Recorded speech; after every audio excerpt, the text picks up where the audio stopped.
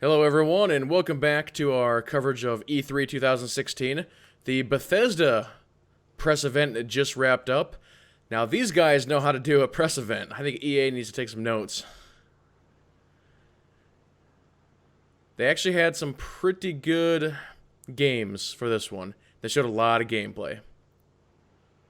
Yeah, they definitely know how to get people interested instead of just playing commercials. Yeah. So, they started off with a brand new Quake. And I think this is one that people have been waiting for a long time. Yeah, Quake Champions. Obviously, it's been 20 years since we've had the last Quake. This one is interesting. It's going to play at 120 hertz unlocked FPS out of the box. So it should be good. Should be fast. Yep.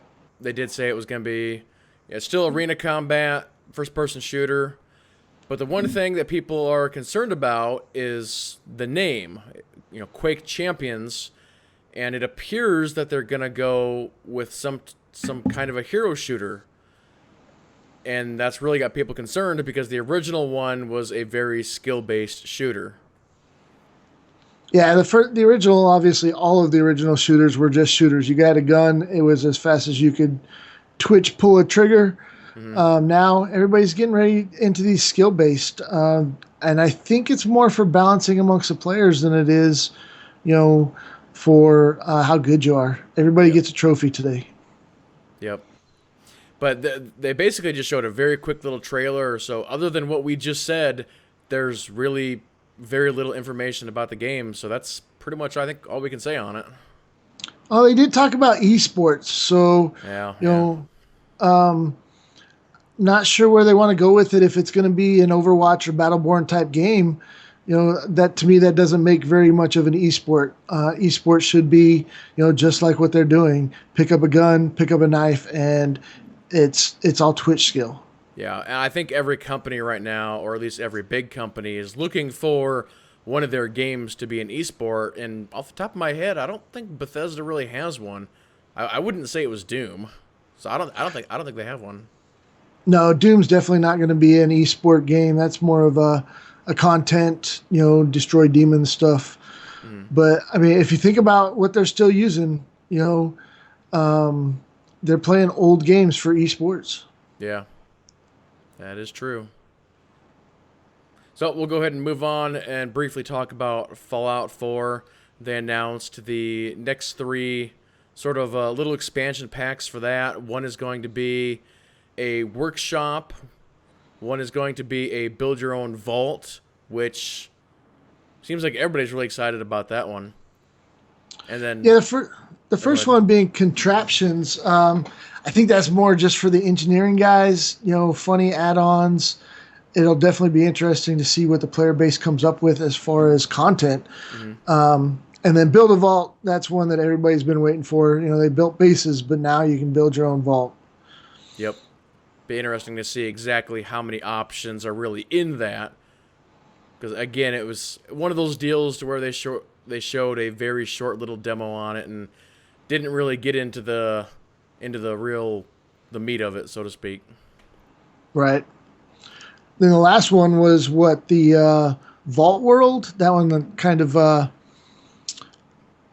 I think it's going to get mixed reviews, but it's going to be what the last story-based expansion for Fallout 4. Yep, that's what they're saying. So it's a theme park. So a lot of people are saying, or I guess a lot of people are kind of confused by that because the last two Fallout games have actually had more DLC, and it appears that this one is going to get sort of the short end of the stick, apparently. Yeah, maybe they already working on the next one, and they want it to come out sooner than the last ones did. I think we are definitely in an age of release new games sooner than let games sit for 4 or 5 years before something else comes out. Hmm. And Bethesda's been working on an older engine, and it sounds like Fallout 4 is going to be the last game on that old engine, and everything new that they're doing is going to be on this new engine. So that should be good. definitely. Anytime you can get a new engine, especially when you have an IP like this, Fallout 4 was great. So what can they do with Fallout 5? Mm-hmm. Next up, they had Fallout Shelter. Just briefly talk about that. They announced Fallout Shelter last year. It's a tablet and phone game, but they are bringing it to the PC with a big update.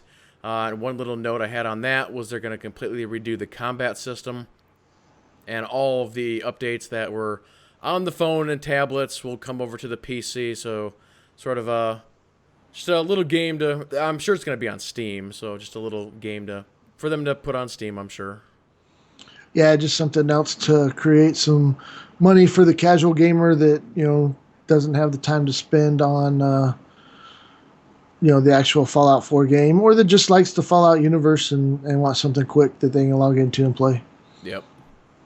And this next one, you've played it a lot more than I have, but Skyrim, they're finally doing a remaster of Skyrim with updated graphics, and they're going to support mods on the Xbox One, PS4. Yeah, to be honest, though, I'm not a fan of remastered games. I've already played it. I've already beat it. I've already lost to it. Just because you change the graphics doesn't mean I want to go play it again. Now, rumor is that people that already own it are going to get this remastered version for free. So basically an HD graphics DLC. Mm-hmm. But still, how much are people really going to go back and play the game that they've already built? Yep, that is true. Next up on the list, and this was another one of the big surprise announcements, they're doing a complete series reboot on Prey. And the original Prey was actually released in 2006. And this game looked really good. This is going to be one of them on the new engine. Yeah, they didn't announce what engine it was going to be on, but it looks and feels kind of like it's on the same engine as Dishonored 2 using the new Void engine. Yes. The trailer that they showed was just, it really felt immersive. It really felt like it wanted you to be in the game. It kind of gave me a Silent Hill feel, where it's repetitive. It's going to be, how the hell do I get out of this circle? Definitely has some horror aspects to it. And, it's aliens. We're finally getting away from zombies a little bit. The zombie fad is kind of playing itself out to me anyways. So aliens, it's going to be something different for a while. And, just the graphics were amazing on it. Yeah, it did look really good. And they did confirm it's going to take place in 2032, so sort of a future-esque. And I actually don't really know anything about the previous Prey. Yeah, I never played Prey. Never, I don't know, the first-person horror games, I just never really got into them. I'm not sure why, I just never really did. Yeah, I think really the only one that I've ever played was Soma, and I did that on stream, and I thought that game was all right, but that one was almost more of an adventure-type game rather than a shooter. But right. But that looks really good. That'll be probably a fall 2017 game, maybe even spring 2018. It's hard to say. Yeah, I definitely think it's going to be probably late next year or early 2018. Yep. So, moving along here, VR. And I'm actually surprised that EA didn't talk about VR because it's sort of the hot thing right now. But I'll just briefly mention that they announced that both Doom and Fallout 4 will be coming to VR, and they announced that Fallout 4 will be coming next year at some point, 2017, for the full VR Fallout 4. So that should be interesting. Yeah, virtual reality. My question, though, is it a fad?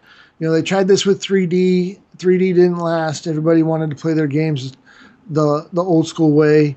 And the price point of VR, is VR going to put the price point where the average person can't afford it? Yep. Because it's something that I've been keeping an eye on and doing research on, and it seems to me like if I were to buy one tomorrow, it would be the HTC, and the price on that is like $800 or something like that, I want to say. Yeah, so you're going to buy 3 consoles just to play, what, a handful of games? That's Yeah, basically what exactly. you're paying for. Yep. So they ended up. The last game on their show was Dishonored II, which is something that they actually announced last year, but they spent a good 20, 30 minutes on Dishonored 2, just really getting into the game, showing the gameplay. Dishonored 2 will be released 11/11/2016. And just a couple little notes I've got on this is, if you know nothing about Dishonored 2, it's a first-person shooter/action game. This, as we mentioned before, this one is going to be running on their new engine, and then for the first time, You'll be able to play 2 characters. yeah, Um, male or female. her powers, man, they were looking pretty amazing. I'm sure that where they were playing was fairly advanced in the game. You're not going to start out that way, but the game looked really good. Again, very immersive. I like what they did with the cityscapes. The vertical feel as well as the horizontal feel was definitely equal. Mm-hmm. And to me, when you got down into the bones of it, it kind of felt like BioShock Infinite. Yeah. Just that feel that wants to draw you in. And I got a little bit of Assassin's Creed out of it too, except for first person rather than third person. It's kind of an Assassin's Creed with magical powers, and you're jumping around and doing all this weird stuff. Yeah, definitely. And they're going to do a collector's edition on it. So, they're expecting it to be pretty big. Yeah. And actually, this is like a totally different subject, but they were just showing off the Titanfall 2 collector's edition, and it's like $200 and some dollars. Yeah, that was $250. Came with a wearable helmet. Mm-hmm. It looks cool. Titanfall, obviously, I hope it does better than Titanfall 1 did, but it's still, I think it's going to be one of those play for a few days and then drop it. Yep. But as far as Dishonored 2's collector's edition, if you're a big fan of Bethesda, and if you remember what happened with Fallout 4, then things went quick. So if you guys are seeing this video on time, you might want to check that one out. Hopefully they're not gone already. Yeah, they said they went on sale today for pre-orders, so I don't think they would last a week, especially on Amazon. Mm-hmm. So of the list of games we just went over, which one would you say is the one you're looking most forward to? I would have to probably say Prey #1, Dishonored #2. Okay. I would actually say the same too, but in reverse order. Yeah, I never played Dishonored, so again, it looks great. But getting into the storyline with that, I wouldn't. I don't know where. If you have to play 1 to play 2, if you understand what I mean. Yep. And then I do like the steampunk feel of it. Kind of gotten into steampunk a little bit in the last year or so. And then Prey to me right now is just going to be a game by itself. It's not something anybody is doing. It's kind of a more close immersive feel than even what people are doing with Mass Effect and that, where it's more of an action outside game. This one's going to be very inside, very close. Yep. But yeah, definitely Prey, Dishonored 2 are going to be on my maybe list. And Quake Champions, we'll see. Got to know some more information on those, I think. But yeah, overall, their press event was much better than the EA one. Yeah, they typically do better, when you're showing game footage, when you're showing visuals, instead of just talking and listening, watching other people talk. Mm-hmm. It's definitely going to get your crowd into it and want them to buy your product. Yep. Well, any final words for this one? No, I think we're good. Okay. Well, that will go ahead and do it for this video, ladies and gentlemen. Thank you all so much for watching, and stay tuned for our continuing coverage of E3 2016.